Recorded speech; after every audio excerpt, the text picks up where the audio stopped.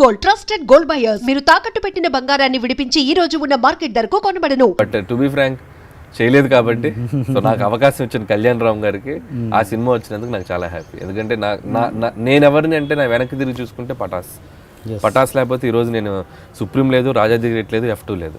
So Pataas అప్పుడు కళ్యాణ్ రామ్ గారు ఉన్న సిచ్యువేషన్స్కి, ఆయన ఉన్న ఫైనాన్షియల్ కండిషన్స్కి నన్ను నమ్మి నాకు ఒక లైఫ్ ఇచ్చాడంటే సో అది నేను లైఫ్ టైం ఆయనకి నేను రుణపడి ఉండాలి కళ్యాణ్ రామ్ గారికి. సో అప్పుడు ఓం తర్వాత సినిమా అది. సో ఆ టైంలో వాళ్ళు సినిమా ప్రొడక్షన్ కూడా చెయ్యాలా లేదా అన్న ఒక 50-50లో ఉన్నారు వాళ్ళు. కేవలం నాకు మాట ఇచ్చారు, నీ కథ నచ్చింది, నీ సినిమా ఎవరు తీగిపోయినా నేను ప్రొడ్యూస్ చేస్తా అని చెప్పారు కళ్యాణ్ రామ్ గారు. సో మాట ఇచ్చాడు, అని నమ్మి ఆ సినిమా తీశారు. సో నాకు అది అందుకే నేను ఎన్నిసార్లు వెనక్కి తిరిగి చూసుకున్నా పటాస్ అనేది ఇట్స్ మై అడ్రస్. సో అది నేను వేరే ఎక్స్కేల్ ఆలోచించను. సో నాకు ఛాన్స్ ఇచ్చింది కళ్యాణ్ రామ్ కాబట్టి ఐఎమ్ వెరీ హ్యాపీ. సో అది ఆయనకు చేసినందుకు. అండ్ ఇంతకుముందు నెక్స్ట్ రేంజ్ స్టార్స్కి ఎందుకు వెళ్ళలేకపోతున్నారు అనిల్ రావిపూడి అన్నదానికి ఇక్కడే ఇప్పుడు సపోజ్ పటాస్ చేశారు, డెఫినెట్గా ఎంతో కొంత ఎన్టీఆర్తో మీకు సాన్నిహిత్యం ఏర్పడి ఉంటుంది. అప్పుడే తెలిసి ఉండాలిగా అనిల్ రావిపూడి స్టఫ్ ఏంటన్నది అక్కడే తెలిసి ఉండాలిగా ఒక స్టార్ అయిన ఎన్టీఆర్కి. అలా ఎందుకు కుదరవు సినిమాలు, అక్కడ ఎందుకు ట్యూన్ అవ్వవు?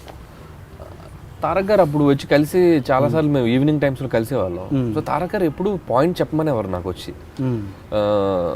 బేసిక్గా ఆ టైంకి ఆయన సినిమా ఏదో ప్యారలల్గా జరుగుతూ ఉంటాము అంటే కుదరలేదు టైం నాకు.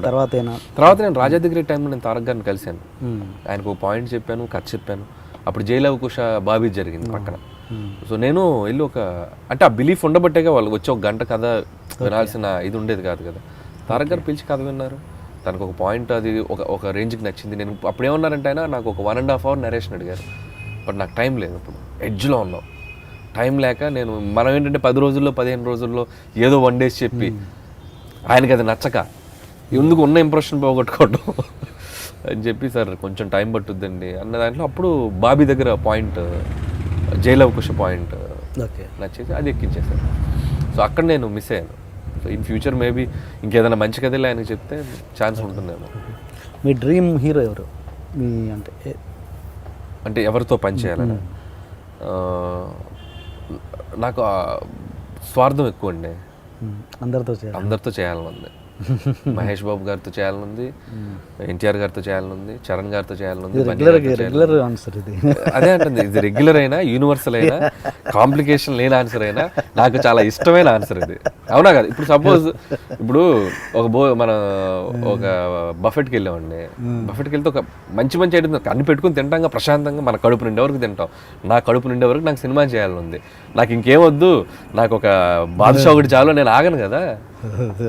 నాకు అందరు హీరోలతో పని చేయాలి, అందరు హీరోలతో సినిమా చేయాలి. సో నాకు చాలా ఒక 5-6 ఏళ్ళు. డ్రీమ్ సినిమా ఏంటి కథపరంగా? కథపరంగా అంటే నాకు ఆదిత్య 369 లాంటి ఒక ఫిక్షన్ చేయాలని ఉంది. సో అదొక కోరిక ఉంది. ఇంకోటి మైథలాజికల్ చేయాలని ఉంది. ఓకే, మైథలాజికల్, ఇది Ramayana or Mahabharat, whatever it is, దాంట్లో ఏదో ఒకటి చేయాలని ఉంది. బట్ ఇప్పుడు చేయలేవు, మేబీ నాకు ఆ స్థాయి వచ్చిన రోజు చేస్తాను. బట్ ఖచ్చితంగా చేస్తాను. Okay, first of all Anil Ravipudi ఎప్పుడు చూసినా మంచి స్మైల్తో, మంచి ఏమంటారు, మంచి యాక్టివ్గా కనబడుతుంటాడు సెట్లో కూడా, బయట ఎక్కడ ఇంటర్వ్యూస్లలో కూడా. అంటే మామూలుగా నవ్వు 4 విధాల చేయటం అని కూడా అంటారు కదా. ఈ నవ్వు ఎప్పుడైనా అనిల్ రావిపూడికి నష్టం తీసుకొచ్చిందా? నాకు తెలిసి ఇంతవరకు నేను అది ఫేస్ చేయలేదండి. యాక్చువల్గా నవ్వుతూ ఉండటం అనేది నాకు ఇట్స్ మై నేచర్. బేసిక్గా నేను నలుగురితో ఉన్నప్పుడు కానీ, నేను స్కూల్ డేస్ నుంచి కానీ, కాలేజ్ డేస్లో కానీ ఎక్కువగా జోక్స్ చేస్తూ అందరు నవ్వించడం, నవ్వుతూ ఉంటాం, ఇదే సరదా. సో మేబీ అది ఇన్బిల్ట్గా ఉందేమో. అలాగే నవ్వు అనేది నాకు లైఫ్లో ఒక పార్ట్ అండి, మేబీ నా సక్సెస్లో కూడా ఒక పార్ట్ అది. కాబట్టి ఐ రెస్పెక్ట్ దట్. నా నవ్వుని నేను రెస్పెక్ట్ చేస్తాను. కాబట్టి నాకు దానివల్ల నెగిటివ్ వస్తుందని నేను ఎప్పుడు అనుకోను, రాదనే నా నమ్మకం. అదే నిన్న కూడా ఒక ఇంటర్వ్యూలో చెప్పాను నేను, బాధను దూరం చేసేది నవ్వు, మనిషిని దగ్గర చేసేది నవ్వు, గొడవను ఆపేది నవ్వు, గౌరవాన్ని పెంచేది నవ్వు. సో నవ్వు వల్ల చాలా ఉపయోగాలు ఉన్నాయి. కాబట్టి ఆ నవ్వు నాతో ఉంటే నాకు ఎప్పుడు హ్యాపీ. అంటే ఒక్కొక్కసారి మనం నవ్వుతుంటే, అంటే సెట్లో ప్రొడ్యూసర్ బాధలో ఉన్నప్పుడు మనం నవ్వుతూ ఉంటే అలాంటప్పుడు అదే మీరు సిచ్యువేషన్ బట్టి అంటే ఓకే. ఇప్పుడు ఒక రాంగ్ సిచ్యువేషన్కి వెళ్ళి నవ్వితే చాలా బ్యాడ్గా ఉంటుంది, అలా ఇప్పుడు చేయనండి. ఓకే. అండ్ ఓకే, మన సినిమా గురించి మాట్లాడదాం, అలాగే F2 గురించి. మీరు అసిస్టెంట్ డైరెక్టర్గా పనిచేస్తున్నప్పుడు ఎప్పుడైనా ఎవరైనా ఆర్టిస్టులు అందరూ అంటే మనం డైరెక్టర్ కానప్పుడు మనల్ని అసిస్టెంట్ డైరెక్టర్గా అందరూ ఒకేలా ట్రీట్ చేయాలని ఏం రూల్ లేదు. ఆర్టిస్టులు ఎప్పుడైనా ఎవరైనా మిమ్మల్ని ఇల్ ట్రీట్ చేయడం కానీ లేకపోతే ఓకే లైట్ తీసుకోవడం గాను అలా జరిగిందా ఏదైనా? అలాంటి ఆర్టిస్టులు మళ్ళీ మీ డైరెక్షన్లో యాక్ట్ చేసిన సందర్భాలు ఉన్నాయా? బేసిక్గా నేను ఆండ్రాయిడ్లో అంటానండి, యూజర్ ఫ్రెండ్లీ. నాకు ఆ ప్రాబ్లం రాలా, ఎందుకంటే నేను ఏదో పంచ్ డైలాగ్లో వేసాను, దాన్ని తీసుకోకండి. ఇంకోటి ఏంటంటే నేను రైటర్గా కానీ అసిస్టెంట్ డైరెక్టర్గా కానీ నేను ఒక సినిమాకి నేను రైటర్గా పనిచేస్తూనే అసోసియేట్ డైరెక్టర్గా పనిచేసేవాడిని. సో బేసిక్గా నేను రైటర్ కావడంతో నేను అసోసియేట్ డైరెక్టర్గా పనిచేస్తున్నా వాళ్ళు నాతో ఎక్కువ టైం స్పెండ్ చేసేవాళ్ళు. మేబీ డైలాగ్స్ చెప్పడం కానీ డైలాగ్స్ మార్చడంలో కానీ. సో రైటింగ్ అనేది నాకు ఒక కవచంలాగా ఉపయోగపడింది.